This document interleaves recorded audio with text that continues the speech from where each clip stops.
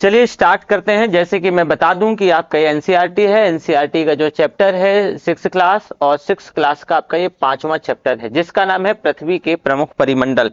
तो इस पृथ्वी के प्रमुख परिमंडल के अंतर्गत हमें जो है आगे डिस्कस करना है, तो हम डिटेल से समझने का प्रयास करेंगे।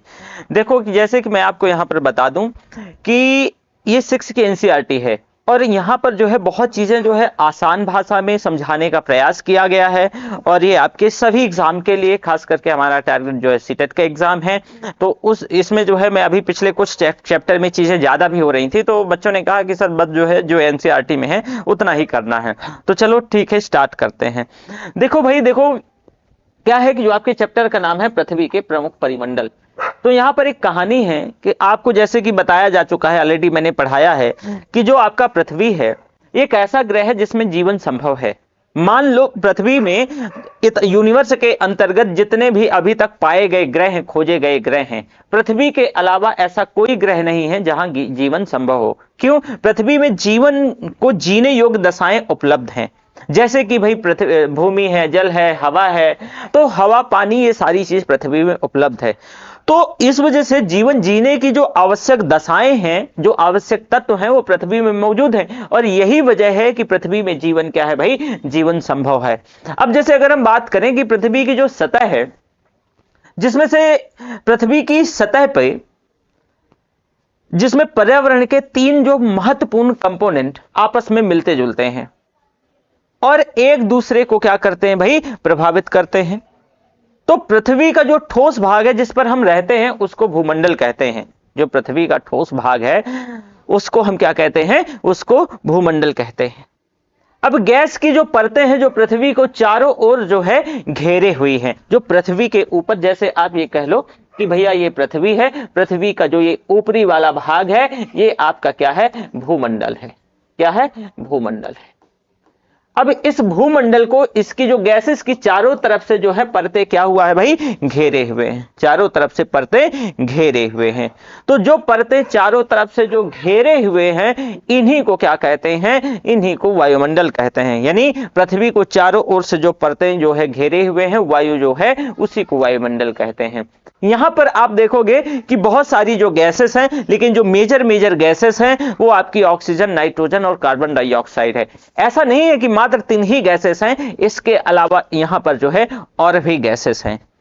अब भाई पृथ्वी का एक बहुत बड़ा हिस्सा, पृथ्वी का करीब जो है 71% हिस्सा जिस पर भाई पानी है, ठीक है। तो ये वाला जो हिस्सा है इसी को जलमंडल कहते हैं।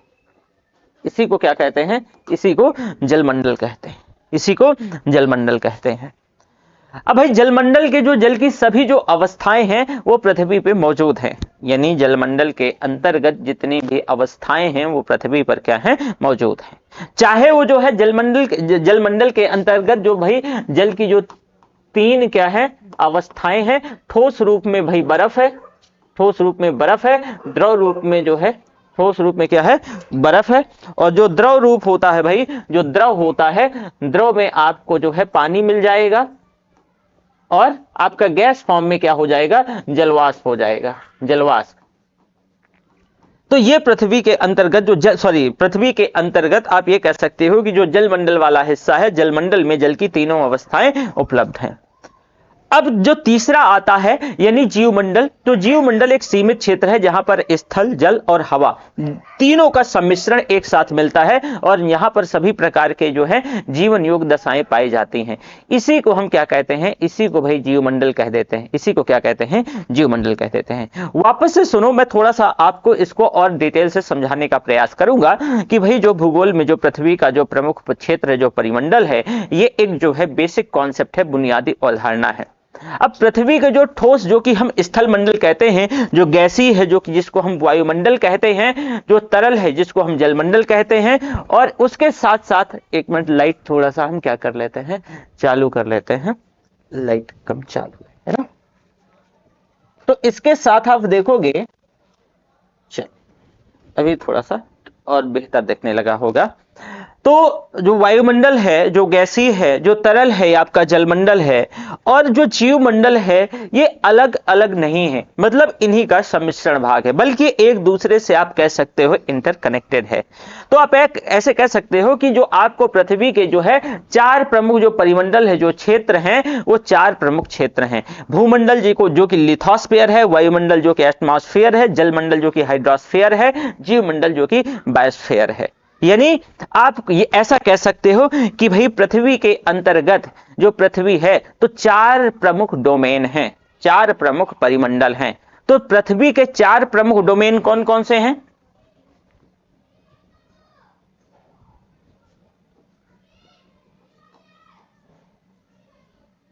पृथ्वी के चार प्रमुख डोमेन हैं, जो कि मैंने बताया, चार प्रमुख डोमेन हैं, डोमेन है।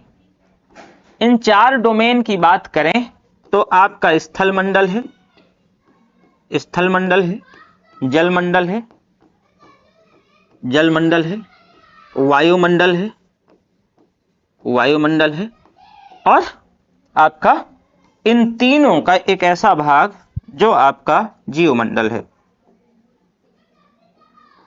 क्या है? जीवमंडल है। तो इन चारों परिमंडलों के बारे में हम थोड़ा सा डिटेल से चर्चा करने का प्रयास करें।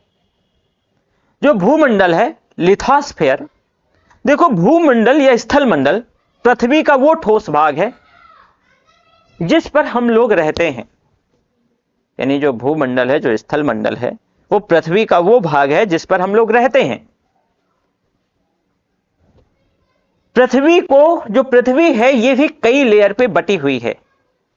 अगर हम बात करें कि जो आपका ये जो स्थल मंडल है, इसी पर हम क्या कहते हैं? रहते हैं। अब अगर आप ऐसा कह लो कि जो ये पृथ्वी है, मान लो इसको ऐसे बना लो, ये ठीक ज्यादा, सॉरी जो है ये ज्यादा ठीक रहेगा, है ना। तो आपको इसको तीन लेयर में दरअसल बांटा गया है। ये आपकी भूपर्पटी है, भूपर्पटी, भूपर्पटी है। ये आपकी मेंटल है, सॉरी मेंटल है, और ये आपकी कोर है, कोर है। तो जो आपका लिथोस्फीयर है, ये भूपर्पटी में जो है भूपर्पटी का हिस्सा है। यानी कह सकते हो कि भूमंडल या स्थल मंडल पृथ्वी का वो ठोस भाग है जिस पर जो है हम लोग रहते हैं। इसमें मेंटल और क्रस्ट शामिल है। इसमें मेंटल जो मैंने आपको बताया, तो मेंटल का ऊपरी भाग और क्रस्ट का हिस्सा शामिल है। भूमंडल पर्पटी की चट्टानों और मिट्टी की परतों से क्या है? बना हुआ है। और पृथ्वी के इस भाग पर जीवों के लिए जो आवश्यक दशाएं हैं, जो पोषक तत्व हैं, जो खनिज पदार्थ हैं, जो टेक्टोनिक प्लेट्स हैं, तो ये जो खनिज पदार्थ हैं वो यहां पर हैं। टेक्टोनिक प्लेट्स जो है लिथोस्फीयर का एक उपखंड है। जो टेक्टोनिक्स प्लेट्स है ना बेटा, ये लिथोस्फीयर का क्या है? एक लिथोस्फीयर के अंतर्गत आप कह सकते हो कि ये क्या है? ये उपखंड है। आगे बढ़ेंगे, यहां पर आप ये समझ गए कि भाई जो है ये भूपर्पटी जो है, भूपर्पटी में आप ये कह सकते हो कि मंडल का ऊपरी भाग, और ये तो इसी पर हम लोग रह रहे हैं। और इसी के ही बारे में मैंने बताया कि यहां पर जो है चट्टानों और मिट्टी की जो परतों से बना है, और पृथ्वी के इस भाग पर जो है जीवों के लिए जो पोषक तत्व हैं, जो खनिज पदार्थ हैं, वो यहां पर है। लिथोस्फीयर में कठोर यांत्रिक गुण होते हैं। लिथोस्फीयर में जो कठोर यांत्रिक गुण होते हैं, वहीं पेडोस्फीयर लिथोस्फीयर का जो सबसे ऊपरी हिस्सा होता है, लिथोस्फीयर का भी सबसे ऊपरी हिस्सा, उसको पेडोस्फीयर कहते हैं, जो पृथ्वी के तीन अन्य डोमेन, जलमंडल, जीवमंडल, वातावरण, इनके साथ रासायनिक तौर से प्रतिक्रिया करता है। और इसकी मोटाई करीब करीब आपको 100 किलोमीटर के आसपास पाई जाती है। कितना? 100 किलोमीटर के आसपास। अब पृथ्वी की सतह के दो प्रमुख क्या हैं भाई? दो प्रमुख भूखंड हैं, भूभाग कह लो। पृथ्वी की सतह के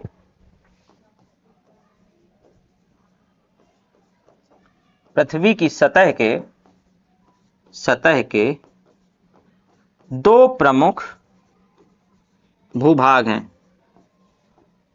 दो प्रमुख भूभाग हैं। कौन से दो प्रमुख भूभाग हैं? एक बड़े भूभाग महाद्वीप, महाद्वीप, और दूसरा भाई महासागर, महासागर, महाद्वीप और महासागर। महाद्वीप जो इस धरती की सबसे ऊंची पर्वत चोटी जो कि माउंट एवरेस्ट है, तो वर्तमान में आधिकारिक तौर पर समुद्र तल से जो इसकी ऊंचाई है 8,848 मीटर ऊंचाई पर है। यह धरती की सबसे ऊंची, महाद्वीपों के अंतर्गत सबसे ऊंची क्या है, चोटी है माउंट एवरेस्ट। माउंट एवरेस्ट इसकी 8,848 मीटर, 8,848 मीटर, कितना, 8,848 मीटर है। ऊंचाई को 1955 में यानी 1955 में एक भारतीय सर्वेक्षण के द्वारा मापा गया और इसको बताया गया। जो माउंट एवरेस्ट है, नेपाल और चीन के बीच जो है, इसकी जो सीमा इसके शिखर बिंदु पर चलती है। मतलब जो है नेपाल और चीन के बीच की जो सीमा है, इसके शिखर बिंदुओं पर क्या है, इसके शिखर बिंदुओं पर चलती है। वहीं महासागर घाटियों की बात करें या विशाल जल निकाय या वाटर बॉडीज की बात करें, जैसे कि मैंने आपको बताया महासागरों में, तो जितनी पृथ्वी की अगर बात कर लो कि पृथ्वी जितनी ऊपर नहीं है, मान लो ये पृथ्वी है, तो जितना ये ऊपर नहीं है उससे ज्यादा ये नीचे है, उससे ज्यादा ये नीचे है। कैसे? कि जो मैरियाना ट्रेंच है, पृथ्वी पर सबसे गहरी जो है ये महासागरीय खाई है, और ये करीब आपका 11,022 मीटर, 11,000 कितना, 11,022 मीटर है। जो मैरियाना ट्रेंच है प्रशांत महासागर में स्थित है, और मैरियाना ट्रेंच की जो चौड़ाई है ये 69 किलोमीटर और लंबाई 2500 किलोमीटर है। मैरियाना ट्रेंच की जो चौड़ाई है ये 69 किलोमीटर और जो लंबाई है आपकी 2500 किलोमीटर के आसपास है। मैरियाना ट्रेंच का जो नाम है, वहां पास का एक मैरियाना द्वीप है, मैरियाना आइलैंड है, तो उसी से दरअसल इसका नाम वॉरो किया गया है या उसी से लिया गया है। और प्रशांत महासागर में मैरियाना ट्रेंच से लगभग 200 किलोमीटर की दूरी पर स्थित है, लगभग 200 किलोमीटर की दूरी पर स्थित है। अब कुछ हम पृथ्वी के महत्वपूर्ण महाद्वीपों के बारे में बात करेंगे, यहां पर जरा देखने का प्रयास कीजिए। बारी बारी से इन सभी के बारे में थोड़ा सा सीधा हो जाता तो और सही रहता, हालांकि अब ये तो सीधा होने से रहा। जरा एक बार देखें, ये तो शायद मुश्किल होगा, नहीं होगा, है ना, चलो नहीं होगा, कोई बात नहीं, कोई नहीं, चलो देखो जरा। तो पृथ्वी के प्रमुख महाद्वीपों में देखो, पृथ्वी के प्रमुख 7 महाद्वीप हैं, और इन महाद्वीपों को जो बड़े जल निकाय हैं तो उन्हीं के द्वारा अलग किया गया है। यानी पृथ्वी के 7 प्रमुख जो है महाद्वीप हैं, और इन महाद्वीपों को जो है 7 अलग, जो जल निकाय हैं उनके द्वारा अलग किया गया है। महाद्वीप कौन कौन से हैं? महाद्वीपों में बात करें तो सबसे पहले आपका आएगा एशिया महाद्वीप, फिर आएगा अफ्रीका महाद्वीप, फिर आएगा यूरोप महाद्वीप, एशिया, अफ्रीका, यूरोप, ठीक है, उत्तरी अमेरिका,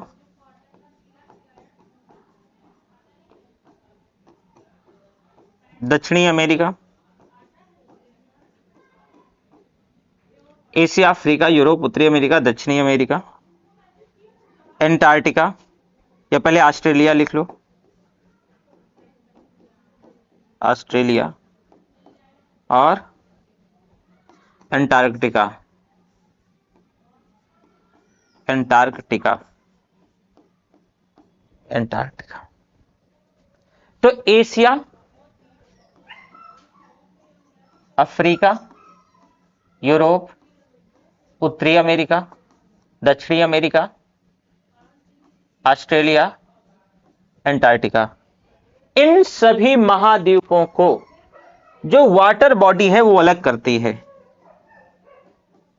वाटर बॉडी है क्या करती है, वाटर बॉडी अलग करती है, जो जल निकाय है, जो जल राशि है, वो क्या करती है, अलग करती है। ठीक है, अब चलो थोड़ा सा आप ये देख रहे होंगे येलो वाला हिस्सा, ये येलो वाला पार्ट है, ये देख पा रहे होंगे, ये आपका जो ये येलो वाला पार्ट है, यहां पर जरा देखिए, ये दिख नहीं रहा है, अच्छा चलो मैं बना देता हूं, इसमें येलो कलर है ना थोड़ा सा, तो येलो कलर का थोड़ा सा अलग सीन रहता है। ये आप देखिए यहां पे मेजर मेजर जो पॉइंट है, ये ठीक है, ये आपको मैंने जो है ना, ये एशिया महाद्वीप है आपका, एशिया महाद्वीप। एशिया पृथ्वी का सबसे बड़ा महाद्वीप है। अगर आप बात करें तो ये पृथ्वी का भाई सबसे बड़ा महाद्वीप है, सबसे बड़ा महाद्वीप है। अब कैसे सबसे बड़ा महाद्वीप है, क्योंकि यहां अगर आप देखेंगे तो करीब 1/3 हिस्सा यही घेर के रखा हुआ है, यानी जो है एशियाई जो महाद्वीप है, पृथ्वी के कुल भूमि क्षेत्र का करीब 30% भाग घेरे हुए है। तो आप ये कह सकते हो कि जो कुल भूमि है उसका 30% भाग क्या है, घेरे हुए, 30% भाग घेरे हुए। और ये सबसे अधिक आबादी वाला महाद्वीप है, सबसे अधिक आबादी वाला महाद्वीप है।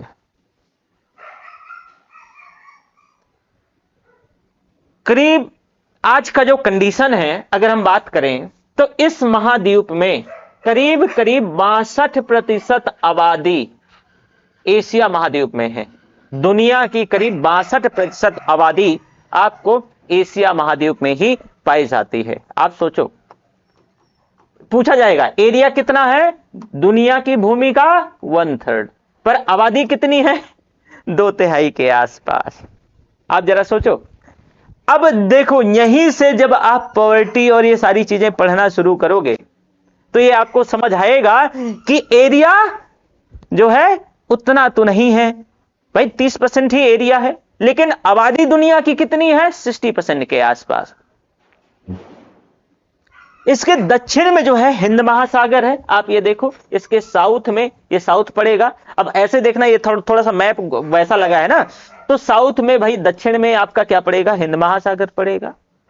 इसका जो आपका पूरब है, यानी उत्तर में आर्कटिक महासागर हो गया और पूरब में प्रशांत महासागर हो गया। ये आपका पूरब है तो प्रशांत महासागर, और इधर आप उत्तर में देखो ये आर्कटिक महासागर है, ये आर्कटिक महासागर है। ठीक है, इसके दक्षिण में हिंद महासागर आपसे पूछा जा सकता है, उत्तर में भाई आर्कटिक है और पूर्व में प्रशांत महासागर है।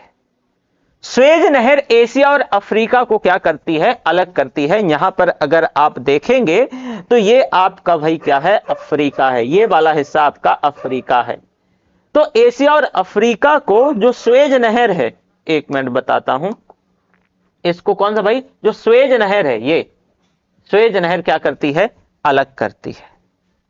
साथ में एशिया और यूरोप को काला सागर और कैस्पियन सागर अलग करते हैं, साथ में यूराल पर्वत। यहां पर जरा देखो कि मैंने कहा कि इसमें से एशिया और यूरोप को तो काला सागर और कैस्पियन सागर अलग करते हैं, साथ में यूराल पर्वत, ये साथ में क्या करते हैं, जो साथ में आपका यूराल पर्वत है वो। तो आप ये कह सकते हो कि जो एशिया और यूरोप को काला सागर और कैस्पियन सागर क्या करते हैं भाई, ये अलग करते हैं। इसके साथ साथ एक बहुत महत्वपूर्ण बात जो कि मैं बताने वाला हूं, इसे ध्यान से सुनना है कि देखो यहां पर जो कि ये मेजर यहां से चीजें पूछी जाएंगी तो ये याद रखना है। तो ऐसे याद रख सकते हो कि विश्व का करीब जो है सबसे बड़ा महाद्वीप है, ये 1/3 हिस्से में ये फैला हुआ है और ये महाद्वीप पूर्वी गोलार्ध में है।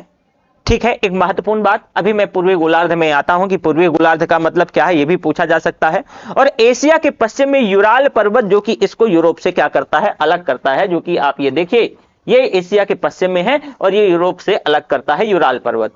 एक चीज मैंने बताया कि भाई ये पूर्वी जो है गोलार्ध में है, पूर्वी गोलार्ध में एशिया। तो एशिया पूर्वी गोलार्ध में कैसे है, इसे यहां पर समझने का प्रयास कीजिए। जैसे आपका ये भाई अर्थ है, अब इसमें जो है आपका ये 0 डिग्री इक्वेटर है, तो ये आपका नॉर्दर्न हेमिस्फीयर हो गया, नॉर्दर्न हेमिस्फीयर हो गया, और ये आपका सदर्न हेमिस्फीयर हो गया। जरा समझना, नॉर्दर्न हेमिस्फीयर और सदर्न हेमिस्फीयर, ठीक है। अब अगर आप इसको 0 डिग्री प्राइम मेरिडियन मान करके इसको विभाजित करेंगे, जो कि ये सभी इमेजिनरी लाइन है, तो अगर इसको 0 डिग्री मानोगे तो ये वाला जो हिस्सा है, ये वाला हिस्सा बच्चा, ये क्या कहलाएगा? ये आपका पूर्वी गोलार्ध कहलाएगा। गोलार्ध, गोला का अर्ध, अर्ध भाग गोलार्ध, तो ये हो गया पूर्वी गोलार्ध। इसी तरह ये हो गया पश्चिमी गोलार्ध, ये हो गया पश्चिमी गोलार्ध। तो यूरोप और एशिया के संयुक्त भाग को यूरेशिया, यूरोप और एशिया कहा जाता है। मतलब कि आपका जो यूरोप और एशिया है, यानी जो ये एशिया और यूरोप, इसके संयुक्त भाग को अगर आप देखेंगे तो हम क्या कह देते हैं भाई? इसको यूरेशिया कहते हैं। क्या कहते हैं? यूरेशिया कहते हैं।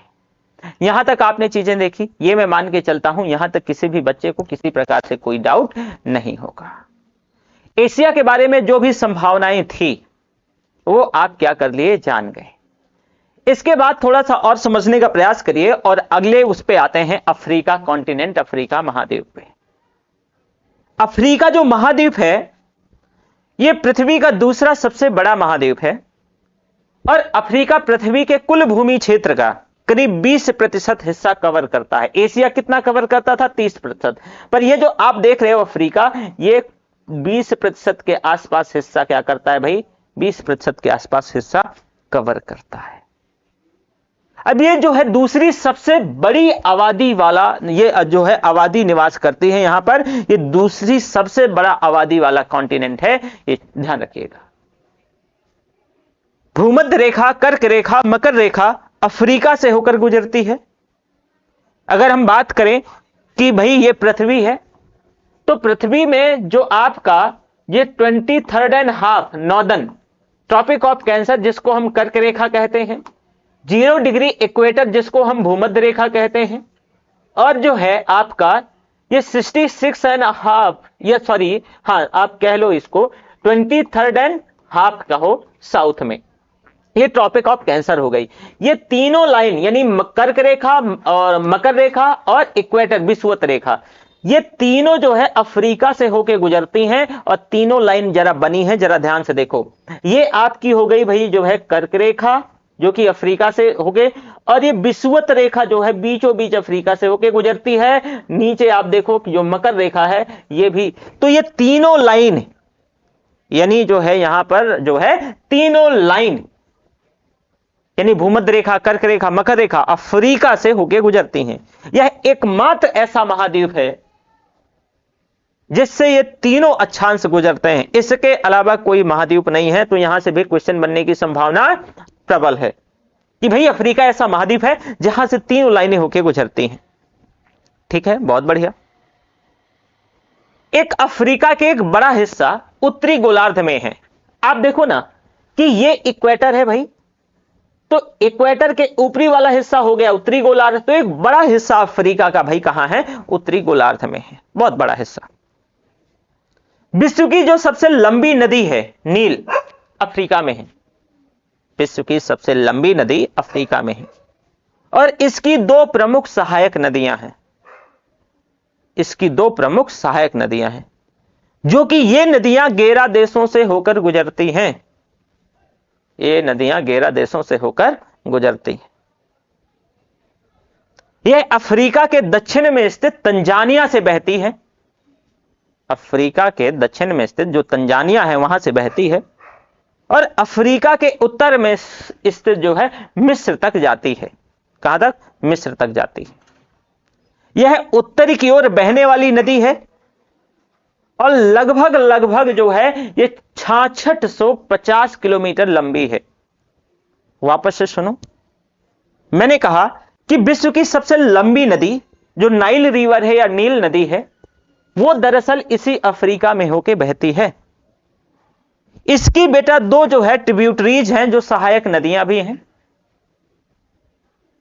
और ये गेरा देशों से होके गुजरती है। ध्यान रखिएगा, कि ये जो नाइल रिवर है 11 देशों से होकर गुजरती है। ये अफ्रीका के दक्षिण में से तंजानिया से बहती है, अफ्रीका के दक्षिण वाले क्षेत्र से, और अफ्रीका के उत्तर में जाके मिस्र तक जाती है।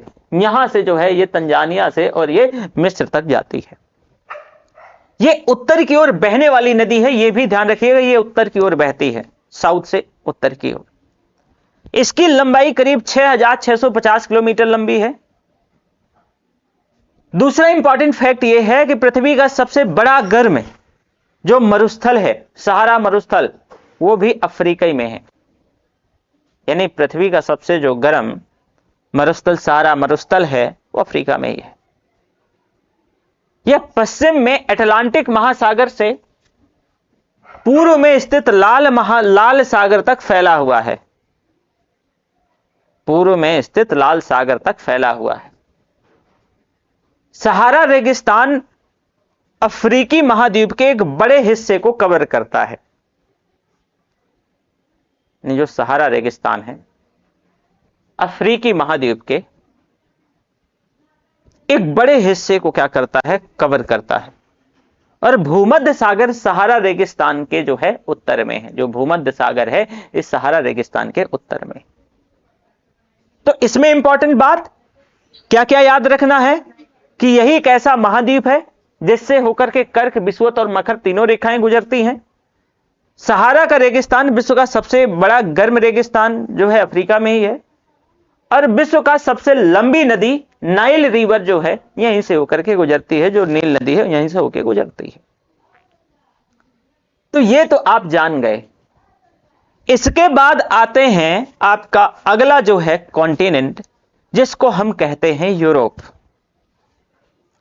ठीक है, थोड़ा सा यूरोप के बारे में छोटा है। देखो एशिया का ये बहुत छोटा है, एशिया से बहुत ज्यादा छोटा है। और ये महाद्वीप एशिया के पश्चिम में है। आर्कटिक वृत्त इससे होकर के गुजरता है 66.5 नॉर्थ। और ये तीन तरफ से जल से घिरा हुआ है। तीन तरफ से अगर आप देखोगे तो ये जो है आपका यूरोप है वो जल से घिरा हुआ है। आप ऐसे कह सकते हो कि यूरोप पृथ्वी का छठा सबसे बड़ा महाद्वीप है। छठा, सातवां नहीं, छठा, क्योंकि टोटल 7 है। तो मतलब सेकंड जो है सबसे स्मॉलेस्ट कह सकते हो। ठीक है, क्योंकि लास्ट में अंटार्कटिका पे भी तो आएंगे ना। तो ये पृथ्वी का छठा सबसे बड़ा महाद्वीप है, जो कि पृथ्वी की सतह का लगभग 2% हिस्सा कवर करता है। ये आप देखो ना, ये करीब 2% हिस्सा पृथ्वी की सतह का कवर करता है। रूस यूरोपीय महाद्वीप का सबसे बड़ा देश है। जो रूस है ना बेटा, ये जो यूरोपीय महाद्वीप है इसका सबसे बड़ा देश है। पश्चिमी सभ्यता का जो जन्म है वो यूरोप में ही हुआ था। और अटलांटिक धाराओं का यूरोपीय महाद्वीप पर सबसे अधिक प्रभाव है। अटलांटिक धाराओं का यूरोपीय महाद्वीप पर सबसे अधिक प्रभाव है। यूरोप के दक्षिण में अटलांटिक महासागर है। यूरोप के दक्षिण में अटलांटिक महासागर है। और इसके उत्तर में आर्कटिक महासागर है। इसके उत्तर में आर्कटिक महासागर है और पश्चिम में अटलांटिक महासागर है। यानी वापस से कि दक्षिण में आप देखोगे अटलांटिक महासागर है तो यूरोप पे आ जाओ, और यूरोप पे देखो कि अटलांटिक महासागर, तो आपको ये अटलांटिक महासागर मिलेगा। अगेन मैं बोल रहा हूं, ये दरअसल मैप ऐसे नहीं है। मैप इसको थोड़ा सा जो है गड़बड़ है, मतलब वही एनसीईआरटी का लगा दिया है तो इस वजह से। तो थोड़ा सा दिशा से मत भ्रमित होइएगा, मैप को ऐसे लगाना चाहिए था हमें। तो दक्षिण में अटलांटिक है और इसके उत्तर में आर्कटिक महासागर है। अगर आप देखोगे उत्तर में तो ये आपका आर्कटिक महासागर है, और पश्चिम में भाई जो है आपका अटलांटिक है। पश्चिम में जो है ना आपका अटलांटिक महासागर। तो आप इसके बारे में जान गए। इसके बाद एक और महाद्वीप, मतलब महाद्वीप तो और भी बाकी हैं। आपका जो है उत्तरी अमेरिका है ना, और दक्षिणी अमेरिका है। थोड़ा सा उत्तरी अमेरिका के बारे में भी पहले देख लो। उत्तरी अमेरिका दुनिया का तीसरा सबसे बड़ा महाद्वीप है। उत्तरी अमेरिका दुनिया का तीसरा सबसे बड़ा महाद्वीप है। और ये पूरी तरह से उत्तरी और पश्चिमी गोलार्ध में स्थित है, पूरी तरीके से पश्चिमी, उत्तरी और पश्चिमी गोलार्ध में है। पनामा का जल डमरू मध्य एक संकीर्ण पट्टी है जो उत्तरी अमेरिका और दक्षिणी अमेरिका को क्या करती है, जोड़ती है।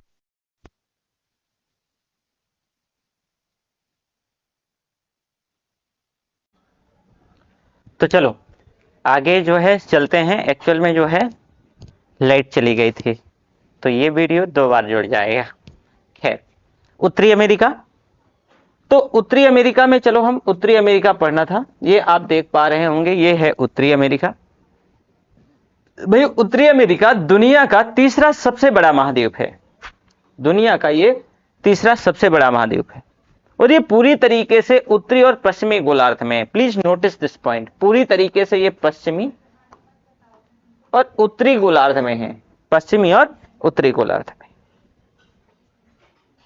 पनामा का जल डमरू मध्य एक संकीर्ण पट्टी है जो कि उत्तरी अमेरिका और दक्षिणी अमेरिका को क्या करती है, जोड़ती है। ये अगर आप देखोगे कि ये आपका दक्षिणी अमेरिका है, तो यहां पर आप बताओ कि ऐसी जो है कौन सी जल संधि है जो इसको क्या करती है, जोड़ती है।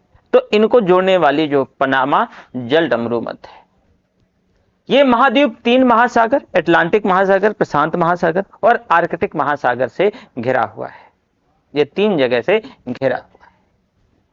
दक्षिण अमेरिका, दक्षिण अमेरिका में 12 संप्रभु राज्य हैं। थोड़ा सा दक्षिण अमेरिका के बारे में जान लो।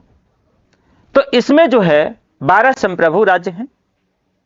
यह महाद्वीप दक्षिणी गोलार्ध में स्थित है और कुल क्षेत्रफल की दृष्टि से दक्षिण अमेरिका चौथा सबसे बड़ा महाद्वीप है, चौथा सबसे बड़ा महाद्वीप है। साथ ही साथ बात करें, प्रशांत महासागर दक्षिण अमेरिका के पश्चिम में स्थित है। प्रशांत महासागर है वो दक्षिण अमेरिका के पश्चिम में। दक्षिण अमेरिका में ब्राजील सबसे अधिक आबादी वाला देश है। दक्षिण अमेरिका में जो है ब्राजील वो सबसे अधिक आबादी वाला देश है।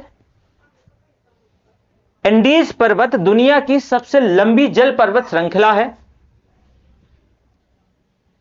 और ये जो है दक्षिण अमेरिका में स्थित है। कहां भाई, दक्षिण अमेरिका में स्थित है। विश्व की सबसे बड़ी नदी अमेजन नदी है जो कि दक्षिण अमेरिका में स्थित है। अमेजन नदी जो कि कहां, दक्षिण अमेरिका में स्थित है। तो यह भी ध्यान रखिए। इसके साथ साथ एक और महाद्वीप है एंटार्क्टिका।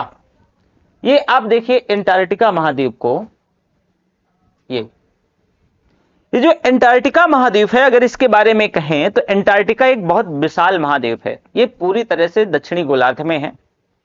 दक्षिणी ध्रुव, दक्षिणी ध्रुवीय क्षेत्र में लगभग एक महाद्वीप के सेंटर में है ये, और अस्थायी तौर से, स्थायी कहोगे, अस्थायी तो नहीं कहोगे, तो स्थायी तौर से ये बर्फ की मोटी चादरों से ढका हुआ है। अब अस्थायी कहने पे भी अब कोई गुरेज नहीं है, क्योंकि आप देख ही रहे हो कि चादर बर्फ की पिघल रही है। और यहां पर अलग अलग देशों के जो सेंटर हैं, जो अनुसंधान केंद्र हैं, क्योंकि बर्फ जमी हुई है, ठंडा क्षेत्र है प्रॉपर, तो भारत ने यहां भी अपना भी अनुसंधान सेंटर खोल रखा जिसका नाम है मैत्री। दक्षिण गंगोत्री और भारती, तो भारत के भी कुछ यहां पर रिसर्च सेंटर हैं, अलग अलग देशों के यहां पर रिसर्च सेंटर हैं जो कि वर्क करते हैं। इसके बाद हम आते हैं भाई, आपका अगला जो महाद्वीप है लास्ट, ये है छोटा सा महाद्वीप ऑस्ट्रेलिया।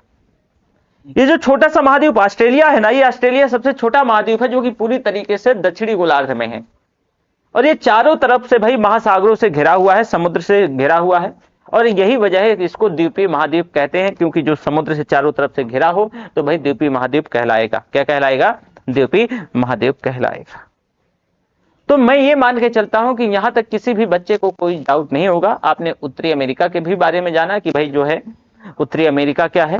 थोड़ा सा अगर आपको पॉइंट जानना चाहते हो कि मेजर कुछ पॉइंट है तो वो जान सकते हो कि देखो उत्तरी अमेरिका विश्व का तीसरा सबसे बड़ा महाद्वीप है और ये दक्षिण अमेरिका से एक सक्रिय स्थल से जुड़ा है जिसे पनामा जल संधि कहते हैं।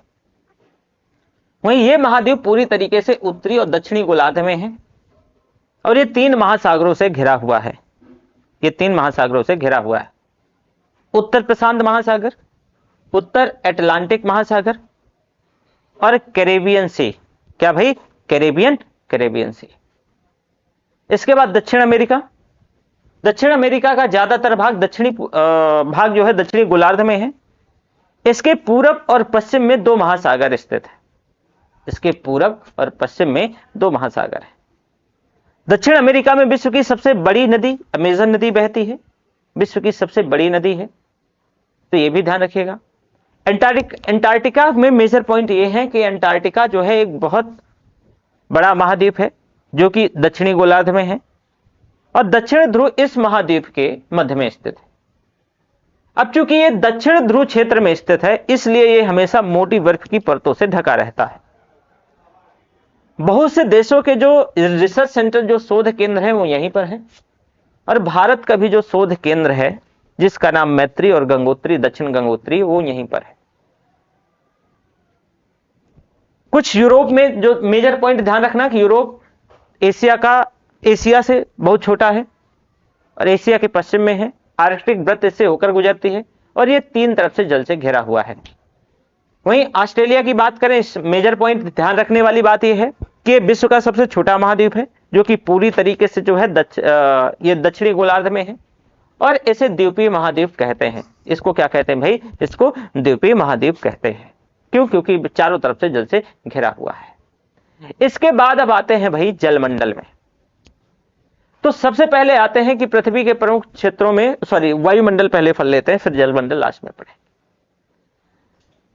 देखो भाई, वायुमंडल जो एटमॉस्फेयर है वो पृथ्वी का वो गैसीय परतों से एक भाग है जो गैसीय परतों से घिरा है और इसी को हम वायुमंडल कह देते हैं। यहां पर आप आ जाओ।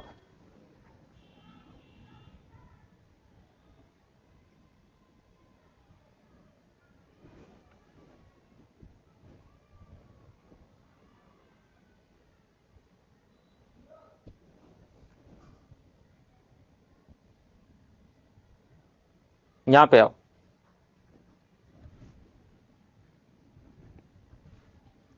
वायुमंडल यानी पृथ्वी का वो गैसीय भाग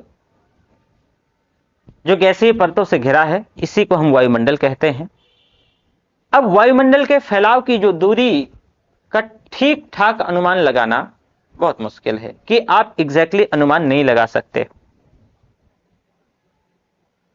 लेकिन हां ऐसा माना जाता है कि करीब ये कई सौ मीलों तक जो है ये फैला हुआ है।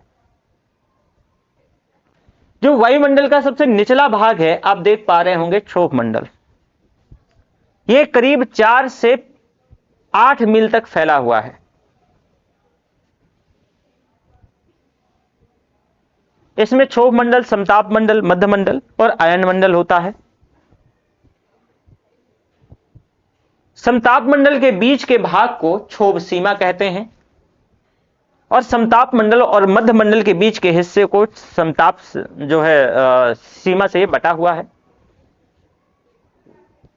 वायुमंडल सभी प्राणियों और पादपों के जीवन के लिए आवश्यक है और वायुमंडल की वायु के कारण ही यहां कई प्रकार की भौतिक और रासायनिक क्रियाएं होती हैं। इसी के चलते ही इंद्रधनुष, बिजली का चमकना और कड़कना, या उत्तर ध्रुवीयता, दक्षिण ध्रुवीय ज्योति, प्रभामंडल, किरीट, मरीचिका, यही वजह है कि भाई भौतिक और रासायनिक परिवर्तन होते हैं तो ये यहीं पर चमकती हैं। क्या है? यहीं पर चमकती हैं। तो मेजर जो चीजें थी वायुमंडल को लेकर के कि भाई हमारी पृथ्वी चारों ओर से गैसों की एक परत से घिरी हुई है और इसी को हम वायुमंडल कह देते हैं। वायुमंडल करीब 1600 किलोमीटर की ऊंचाई तक फैला है और वायुमंडल को हम अनेक घटकों मतलब तापमान और अन्य के आधार पर इसको हम मेजरली 5 परतों में क्लासिफाई करते हैं, बांटते हैं। इन परतों को भाई पृथ्वी की सतह से शुरू करते हुए क्षोभ मंडल, समताप मंडल, मध्य मंडल और आयन मंडल और बहिर्मंडल कहते हैं। जैसे कि इस चित्र में आप देख पा रहे होंगे ये 5 भाई जो है, नीचे से क्षोभ मंडल है, फिर समताप मंडल है, मध्य मंडल है, आयन मंडल है और बहिर्मंडल है। बहिर्मंडल है। तो आप ऐसा कह सकते हो कि अगर मान लो, यहां जो सबसे याद रखने वाली प्रमुख बात है, जो महत्वपूर्ण बात है, वो ये है कि अगर आप इसका जो है डिटेल में क्लासिफाई करोगे तो हमारी पृथ्वी चारों तरफ से जो गैसेस से घिरी हुई है, एक परत से घिरी हुई है, इसी को जिसको हम वायुमंडल कह देते हैं। तो पृथ्वी के जो पतली परत है इस ग्रह का सबसे महत्वपूर्ण अटूट भाग है, और ये हमें ऐसी वायु प्रदान करती है जिससे हम जो है सांस लेते हैं, जिंदा रह पाते हैं। ये वायुमंडल हम लोगों को सूर्य की जो हानिकारक रेज हैं, जो किरणें हैं, उनसे भी क्या करता है, बचाता है, उनसे भी बचाता है। वायुमंडल में मुख्यतः भाई ऑक्सीजन, नाइट्रोजन का बना है मेजरली। इसके बाद इसमें और भी गैसेस हैं, शुष्क हवा है। आयतन के आधार पर जो नाइट्रोजन है वायुमंडल में 78% है, ऑक्सीजन है 21% है, और दूसरी अन्य गैसेस हैं। साथ में कार्बन डाइऑक्साइड, आर्गन और बहुत सारी गैसेस हैं। इनकी मात्रा करीब 1% है। तो ऊंचाई के साथ वायुमंडल में घनत्व में बेटा डिफरेंसेस, भिन्नता देखने को मिलती है, और यह घनत्व जो है समुद्री तल पर सबसे अधिक होता है। ये जो घनत्व है समुद्री तल पर सबसे अधिक होता है। जैसे जैसे हम ऊपर की ओर जाते हैं ये तेजी के साथ घटता जाता है, तेजी के साथ घटता जाता है। पहाड़ों पर पर्वतारोहियों को हवा के घनत्व में कमी होने के कारण सांस लेने में कठिनाई होती है, सांस लेने में कठिनाई होती है। और ऊपर की ओर जाते हैं जैसे, तो तापमान भी भाई घटता जाता है, तापमान टेम्परेचर कम होता है। वायुमंडल पृथ्वी पर दबाव डालता है, और ये एक स्थान से दूसरे स्थान पर जो है अलग अलग देखने को मिलता है। कुछ क्षेत्रों में प्रेशर ज्यादा होता है, कुछ क्षेत्रों में प्रेशर कम होता है।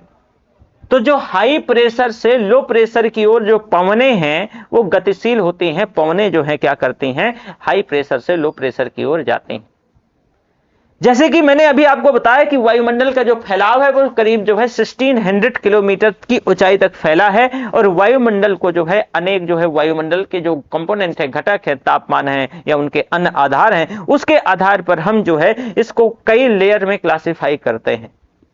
और इन परतों को पृथ्वी की सतह से शुरू करते हुए क्षोभ मंडल, समताप मंडल, मध्य मंडल, आयन मंडल, बहिर्मंडल, इसमें बांटते हैं। वायुमंडल की परतों को अब अगर याद रखना है तो उसका सिंपल सा तरीका है, क्योंकि यह क्वेश्चन पूछा जाता है।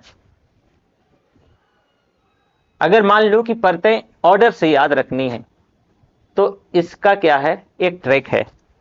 छोड़ सब में आया बाहर, छोड़ सब में आया बाहर, तो छोड़ सब में आया बाहर, ऐसे आप इसको याद रख सकते हो। ये ट्रिक है, बस याद रखने का एक तरीका है, इससे ज्यादा और ये कुछ है नहीं है। तो आप अपने हिसाब से इसको जो है देख सकते हैं। अब देखो वायुमंडल से कुछ जुड़े अहम तथ्य हैं, जैसे कि देखो हर जगह वायुमंडल का जो घनत्व है, जो दबाव है, वो एक जैसा नहीं है। तो समुद्र तल पर जो वायुमंडल का जो दबाव है वो बेटा 760 मिलीमीटर पारे के स्तंभ के दाब के बराबर होता है। 760 मिलीमीटर पारे के स्तंभ के दाब के बराबर। अब जैसे जैसे ये ऊपर उठता है इसके दबाव में कमी आती जाती है, जैसे जैसे ये ऊपर उठता है इसके दबाव में कमी आती जाती है। तापमान के परिवर्तन के कारण भी हवा के दबाव में परिवर्तन होता है, हवा के दबाव में परिवर्तन होता है। वायुमंडल का जो तापमान है वो सूर्य की रोशनी और ऊर्जा से पृथ्वी का तापमान बढ़ता है। वायुमंडल के जो टेम्परेचर की बात करें तो सूर्य की रोशनी और ऊर्जा से जो पृथ्वी का टेम्परेचर है वो बढ़ेगा, और पृथ्वी पर तापमान बढ़ने से वायुमंडल का जो तापमान है वो 55 डिग्री सेंटीग्रेड से 68 डिग्री सेंटीग्रेड तक रहता है।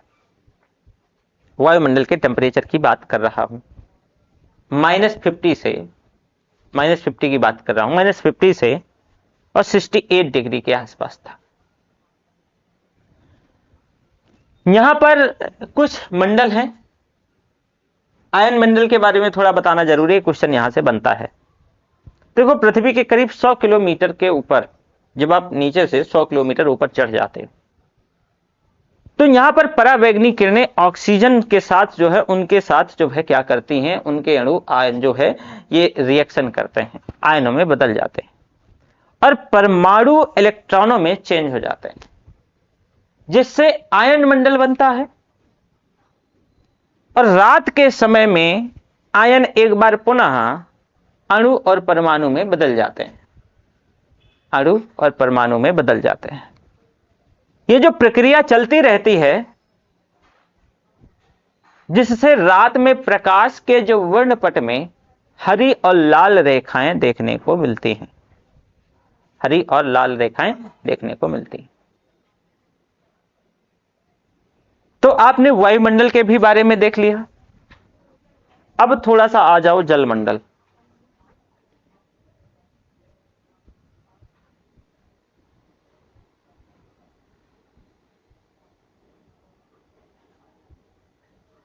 जलमंडल शायद ऊपर था, कोई बात नहीं।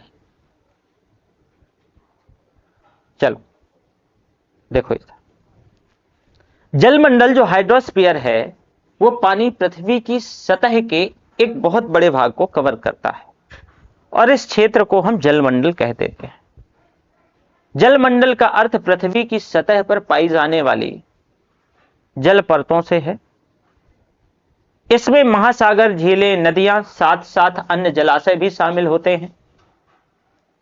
समुद्री पारिस्थितिकी तंत्र पृथ्वी का सबसे बड़ा पारितंत्र है, पृथ्वी का सबसे बड़ा पारितंत्र है। जलमंडल की संरचना, पृथ्वी के अलग अलग हिस्से में जलमंडल की संरचना अलग अलग होती है और जलमंडल की औसत गहराई लगभग 3.4 किलोमीटर होती है। पृथ्वी के उत्तरी गोलार्ध जो नॉर्दर्न हेमिस्फीयर में जलमंडल का फैलाव कम है, इसमें करीब बेटा 52% हिस्सा जल से ढका हुआ है, जो नॉर्दर्न हेमिस्फीयर है। वहीं जो दक्षिणी गोलार्ध है, सदर्न हेमिस्फीयर में जलमंडल का फैलाव ज्यादा है और करीब करीब इसमें 88% भाग जो है जल से ढका हुआ है। और यही वजह है कि दक्षिणी गोलार्ध को हम जल गोलार्ध भी कह देते हैं, क्योंकि मेजरली हिस्सा जल से ढका हुआ है। पृथ्वी का केवल 2.5% जल ही मीठा जल है और इस 2.5% में भी लगभग 69% बर्फ के रूप में है, 69% बर्फ के रूप में है। पृथ्वी का 97.5% करीब खारा पानी है, जो कि मानव उपयोग के लिए ये ठीक नहीं है। और पृथ्वी की सतह का लगभग 71% महासागरों के द्वारा कवर किया जाता है। जलमंडल में जल का कुल आयतन करीब जो है 1 अरब 25 करोड़ घन किलोमीटर है। Please notice this point. जलमंडल में जल का कुल आयतन करीब 1 अरब 25 करोड़ घन किलोमीटर है और इसमें अगर महासागरीय नदियों को भी सम्मिलित करके भूपर्पटी को सम्मिलित कर दिया जाए तो पृथ्वी 3650 मीटर गहरे पानी में डूब सकती है। 3650 मीटर। तो जलमंडल का कुल कवर जो है आयतन है। जलमंडल कैसे बनता है?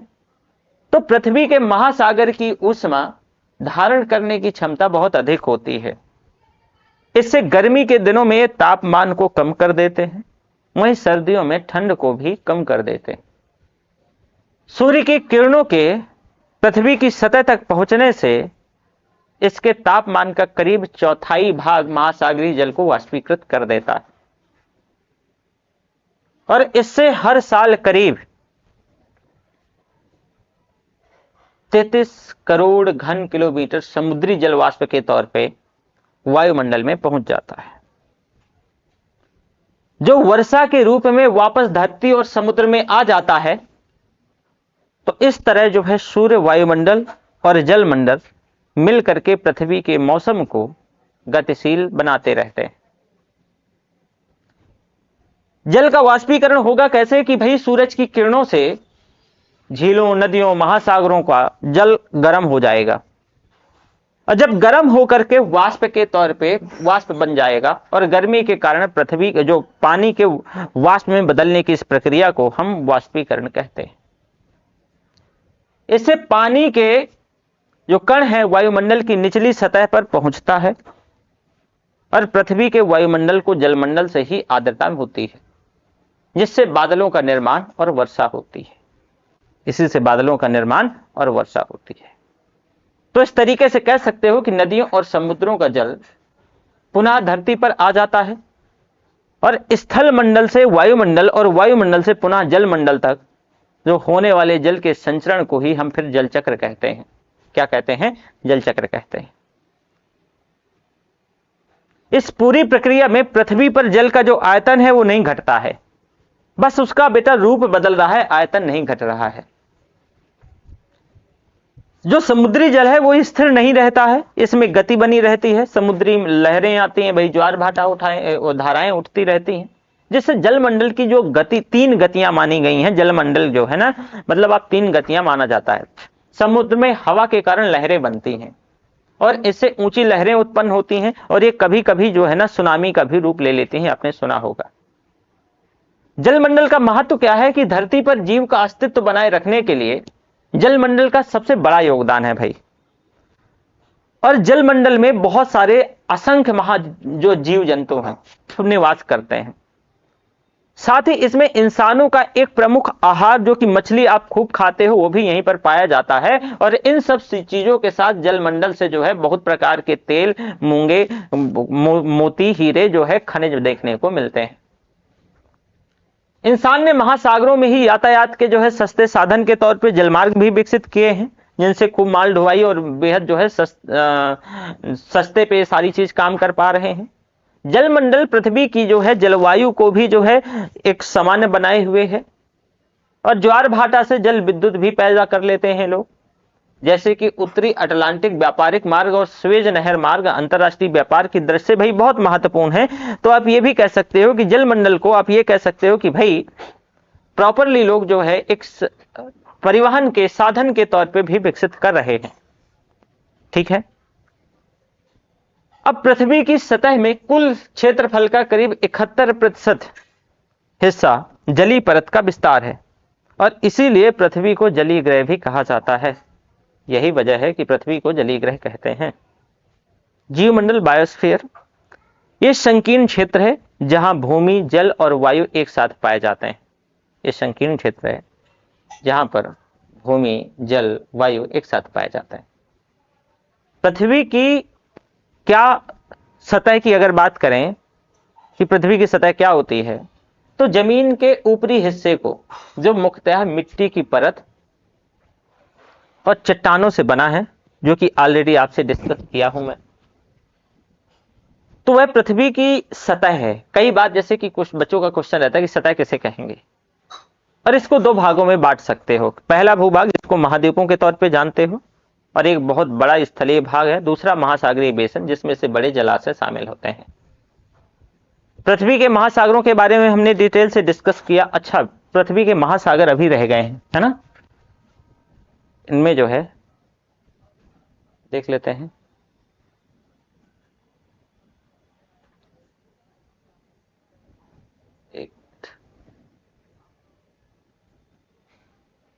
पृथ्वी के कुछ महासागर रह गए हैं। थोड़ा सा महासागरों के बारे में, क्योंकि अभी हमने महाद्वीपों के बारे में डिस्कस किया था, थोड़ा सा जो है हम महासागरों के बारे में डिस्कस कर लेते हैं।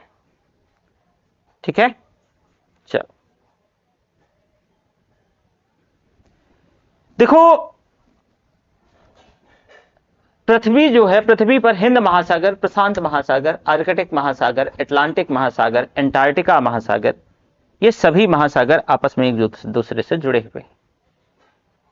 समुद्री जल का तल सभी जगहों पर समान होता है, इसी को शून्य माना जाता है और इसीलिए सभी स्थानों की ऊंचाई को समुद्र के तल की दूरी से मापते हैं। विश्व का सबसे ऊंचा जो शिखर है, पृथ्वी के सबसे ऊंची चोटी माउंट एवरेस्ट है, जिसे विश्व का शिखर भी कहा जाता है।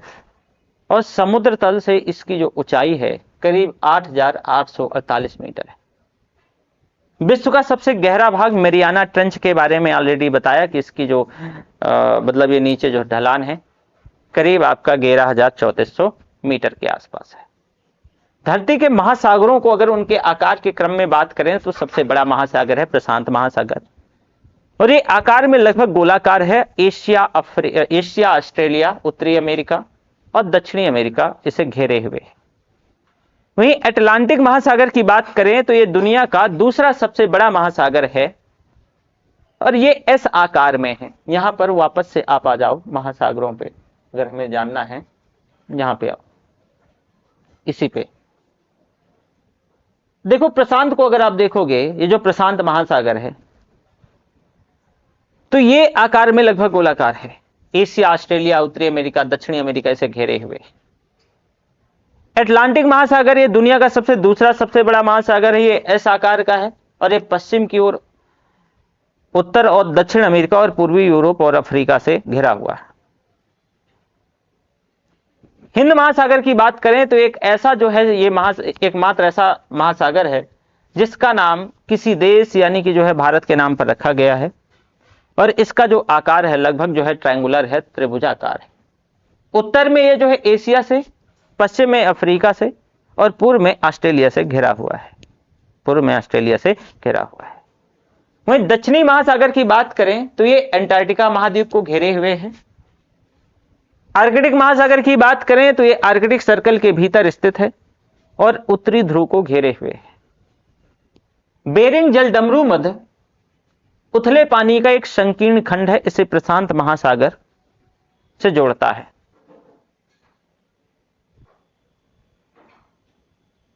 तो इस टॉपिक में जो मेजर चीजें थी, मतलब मेजर क्या कि सारी एकदम जीरो से जितना भी इस टॉपिक में हो सकता था वो हमने कर लिया है कंप्लीट। तो ये क्लास यहीं तक, फिर मिलते हैं अगली क्लास में। थैंक यू, फिर मिलेंगे।